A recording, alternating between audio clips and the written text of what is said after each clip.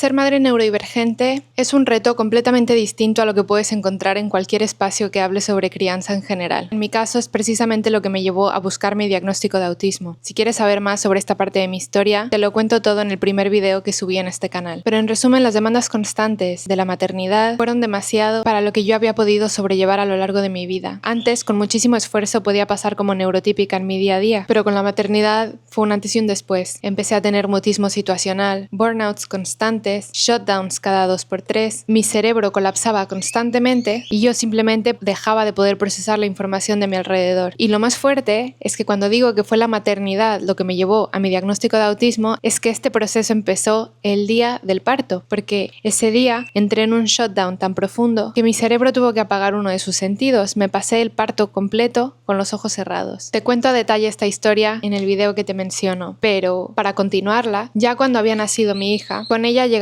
1 millón de nuevas situaciones que jamás había tenido que gestionar. Por ejemplo, mi paciencia, que es prácticamente nula, tengo una mecha cortísima, si mi hija llora o grita, mi cerebro entra en shutdown más rápido que un coche de Fórmula 1, y por no mencionar los juguetes tirados, el desorden, los juguetitos con luces y ruidos, cuando se embarra con comida, todo esto me hace hacer una especie de cortocircuito. Y lo peor es que después de todo esto viene la famosa culpa, porque yo sé que, por ejemplo, experimentar con la comida es una parte importantísima para su desarrollo, pero a veces simplemente no puedo, con esta sensación generalizada de que está todo fuera de control. También entro en una especie como de decision fatigue, donde me abruma el tener que estar tomando decisiones todo el día, porque es que ya no estoy tomando las decisiones por mí, sobre mí, estoy tomando las decisiones sobre otra persona, en conjunto con mi pareja, por supuesto, pero al final llega un momento en donde es que simplemente eres incapaz de tomar una decisión más, se vuelve como demasiado abrumante y las cosas más sencillas son muy difíciles de decidir. También un tema muy curioso es el tema de las interrupciones. Si no lo sabías, los autistas solemos tener un pensamiento monotrópico y nos podemos concentrar en una cosa a la vez, y encima tenemos dificultad con los cambios y las transiciones, entonces las interrupciones son uno de nuestros peores enemigos. Yo personalmente me pongo muy de malas cuando alguien me interrumpe. Si estoy concentrada haciendo algo, quiero empezar y poder terminar esa tarea. Pero claro, cuando el que te interrumpe es un hijo pequeño que no sabe y no entiende todavía de estos límites, las interrupciones son constantes y yo me pongo de malas constantemente. Hace poco vi el video de Bea Sánchez aquí en YouTube, donde ella contaba su experiencia sobre su maternidad. Aparte de que me identifiqué con casi todo lo que cuenta, a pesar de que yo solo tengo una hija y ella tiene 5, le dio luz y le puso palabras a muchas cosas que yo no había entendido desde el lente autista. Como por ejemplo, nuestra literalidad hace que cuando nuestros hijos nos dicen mamá, mamá, mira, mamá, ven, es ahora. Entonces nos vemos obligadas involuntariamente a detener la tarea que estamos haciendo para prestar atención, cuando a lo mejor no es necesario que rompas la atención en ese preciso instante, porque no es nada de vida o muerte. Y nuestra literalidad lo entiende como es mamá, mira, pues es mamá, mira ahora. También otro tema que es complicado para mí en la maternidad y en mi vida en general es el tema del contacto físico. Yo puedo ser muy cariñosa y muy afectuosa, pero cuando a mí me nace darlo, cuando es otra persona la que llega y me lo da, hay muchas veces que es como que te pilla por sorpresa. Y si es alguien desconocido, pues se puede interpretar como una invasión de mi espacio personal por completo. Con nuestros hijos, evidentemente nuestro cerebro puede dar permisos más allá de los límites que podemos poner con un desconocido. Creo que eso es obvio. Pero cuando son tan pequeños como mi hija, tiene 20 meses. Mi hija es un bebé de alta demanda, cosa que es muy común en las familias neurodivergentes, y ella necesita de mucho contacto desde recién nacida. Y yo obviamente me muero por dárselo. Pero como es tan pequeña, hay veces que su manera de darlo es bastante brusca. Y esa misma brusquedad hace que yo llegue a mi límite antes y después vuelve la culpa. Mi forma de jugar con mi hija también es diferente. Yo no tengo juego simbólico. Así que a mí esto de hacer que el muñequito hable o imaginar que estamos en un castillo me cuesta muchísimo. Mi manera de jugar es más sensorial, más realista, más estructurada. Y esto muchas veces me hace sentir que no estoy jugando bien con ella, aunque yo sé que es una tontería. Y luego llegamos al final del día, donde yo ya estoy con batería cero, completamente drenada, y muchas veces no sé cómo transmitir que no puedo más, que no estoy disponible, estoy fuera de servicio. Y llegados a este punto, una cosa que a veces nos pasa es que ya cualquier interacción yo reacciono mal, reacciono enfadada, enojada, de malas, más violenta quizá. Así que otro tip que rescato del video de Bea Sánchez que mencioné antes es que ella se pone una pulsera amarilla sin decir nada y ya tiene enseñado a su familia que cuando ella tiene puesta esa pulsera amarilla significa mamá no está. Mamá no existe, no está disponible. Y me parece maravillosa esta idea, que de hecho vamos a empezar a implementar en casa, porque es una manera muy práctica de que la gente entienda que necesitas espacio, necesitas silencio, que ya llegaste a tu límite, sin la necesidad de explicarlo o justificarte. Y lo que más me pareció brillante es que encima es sin la necesidad de verbalizarlo, que nosotras, las personas autistas, cuando estamos ya en un estado de sobrecarga o en un shutdown, verbalizar es extremadamente difícil. Por eso muchas veces entramos en mutismo situacional. Entonces, el poder tener una herramienta tan sencilla como esa, que ya indique a tus seres queridos que ahora no es el momento, y encima sin tener que decir nada, me parece brillante. Así que se las comparto también. Cuando eres autista ya de por sí, los estímulos sensoriales pueden ser un reto en el día a día, pero cuando eres madre o padre, todo esto se multiplica. Son llantos constantes, juguetes con ruidos y con luces, olores intensos, productos de limpieza, la comida, si se embarra, si mancha, y todo esto puede ser demasiado para un sistema nervioso hipersensible. Y ya no es solo el bebé. También puede ser el entorno, que si los tienes que llevar al pediatra, que si los tienes que llevar al parque, al centro comercial, cuando empiezan el cole, la relación con los padres, con tantos otros niños, en fin. Aquí lo único que he podido hacer para sobrellevarlo es ponerme los tapones, los loops, los canceladores de ruido cada vez que lo encuentro necesario y evidentemente dividir las tareas y relevarme con mi pareja para hacerlo más llevadero para todos. También pasa una cosa muy curiosa y no es muy hablada, y es que el cerebro autista tiene dificultades para pedir ayuda. Y cuando eres un perfil de alto enmascaramiento, llevas tantos años resolviendo las cosas y sobreviviendo, resolviendo las cosas a tu manera, por ti mismo, sin pedir ayuda, que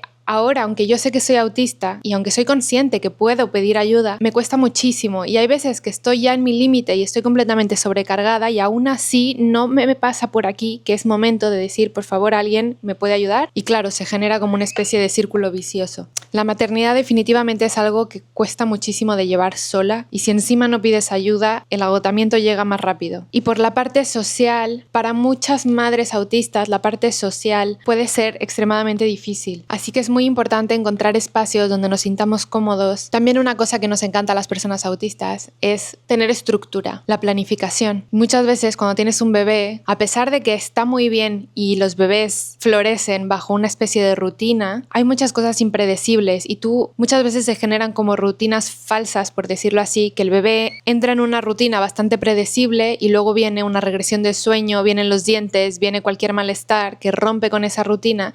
Y para una madre autista puede ser extremadamente difícil de maniobrar, porque para nosotros tener una rutina clara y predecible es esencial para bajar los niveles de ansiedad. Por supuesto, uno de los más grandes desafíos es la parte de la regulación emocional. Por la lexitimia muchas veces me cuesta identificar lo que estoy sintiendo hasta que ya estoy completamente al límite y desbordada. Entonces, encontrar el cómo regularme a mí misma y a la vez regular a otra persona que depende de mí es extremadamente difícil. ¿Cómo le enseño a mi hija a regular sus emociones cuando yo misma muchas veces no encuentro la manera de regular las mías propias? Una cosa que he aprendido a aceptar, que tiene que ser así, y lo comparto como una especie de analogía, es en los aviones, en caso de despresurización, se bajan las mascarillas y las azafatas siempre te dicen que primero te la tienes que poner tú antes de ponérsela al menor. Con la regulación emocional y sensorial en el autismo, si no es que en cualquier contexto, recomiendo hacer lo mismo. Primero encuentra la manera de regularte tú, para que puedas tener tú la capacidad de regular a tus pequeños, porque si no vas a entrar en un círculo vicioso y vas a entrar en una crisis mucho más profunda y mucho más rápido que si no lo haces de esta manera. Aparte, nuestros bebés absorben nuestras emociones como unas esponjas, entonces si tú estás nervioso, tu bebé se va a poner nervioso, si tú estás tranquila, tu bebé se va a tranquilizar. Entonces encuentra los mecanismos y las herramientas para regularte tú primero, y eso va a ayudar a que tu bebé empiece a regularse por imitación. También como guiño a todas las madres autistas, quiero hacer la mención del hiperfoco aquí, que es que seguramente todas nos sacamos un máster en maternidad desde el embarazo. Horas y horas investigando sobre cada etapa, cada mes, cada semana del embarazo.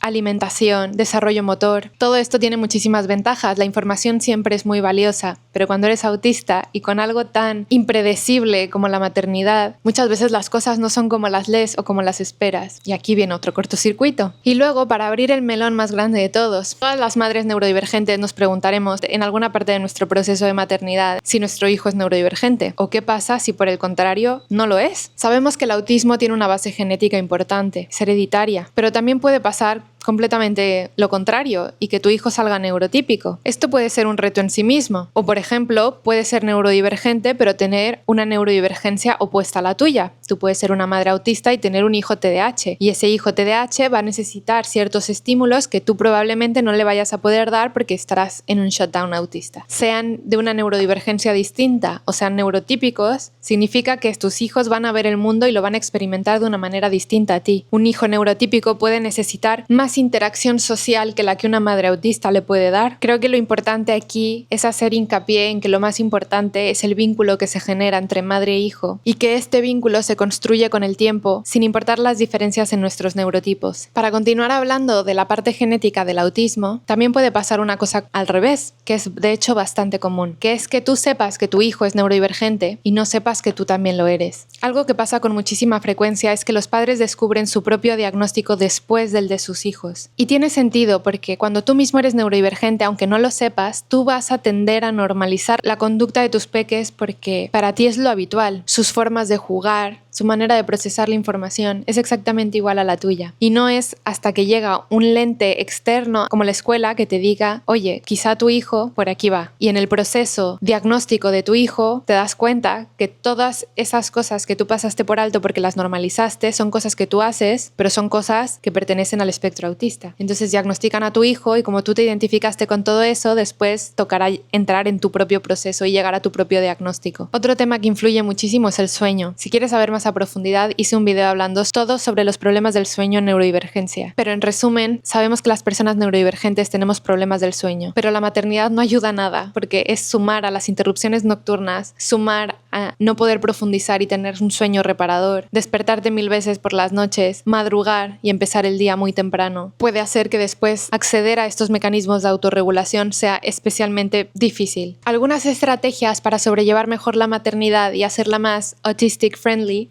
porque después de todo lo que he dicho puede sonar que la maternidad y el autismo no son compatibles, pero esto por supuesto que no tiene por qué ser así. Número 1, creo que es importantísimo ajustar las expectativas y aprender a pedir ayuda. Hay que focalizarnos en crear entornos sensorialmente amigables para nosotras. Tener un espacio seguro al cual salir corriendo para poder regularnos. Ya que nos encanta y somos tan buenas con la estructura y con la planificación, implementarlo en nuestras rutinas dentro de la maternidad. Pero ser siempre conscientes y dar hueco en la medida de lo posible a entender que muchas veces no se van a respetar al pie de la letra porque los niños son impredecibles. Hay que cuidar mucho nuestra energía social y nuestro contacto físico. No pasa nada por ser selectiva con tus interacciones. No tienes por qué ir a absolutamente todas las reuniones con los padres de familia del colegio. Puedes establecer límites en tu contacto físico. Por ejemplo, si estás dando el pecho, seguramente yo lo di durante un año. Muchas veces pensé en dejarlo por llegar a mi límite con el contacto físico diario. No pasa nada si decides no dar el pecho. No pasa nada si decides solo dar el pecho y no dar contacto físico más allá de eso a nadie. Está bien establecer cualquier límite que necesites. Y por supuesto, apóyate en las comunidades neurodivergentes. Somos muchas mamis por aquí, con experiencias diversas, entornos y contextos diversos, y seguro que entre todas podemos aportar y ayudarnos. Antes de la maternidad, todo esto estaba ahí, pero de alguna manera podía camuflarlo, podía sobrellevarlo. La maternidad no te deja esconderte, es caótica, demandante y te confronta con tus límites todos los días. Y fue en este proceso donde me di cuenta que mi estrés no era el normal de estrés de madre primeriza, tenía que haber algo más. Y así es como empezó el camino a mi diagnóstico de autismo. La maternidad nunca es fácil y como dije al principio de este video, siendo neurodivergente puede ser un poco más difícil de lo normal, pero entender cómo funciona nuestro cerebro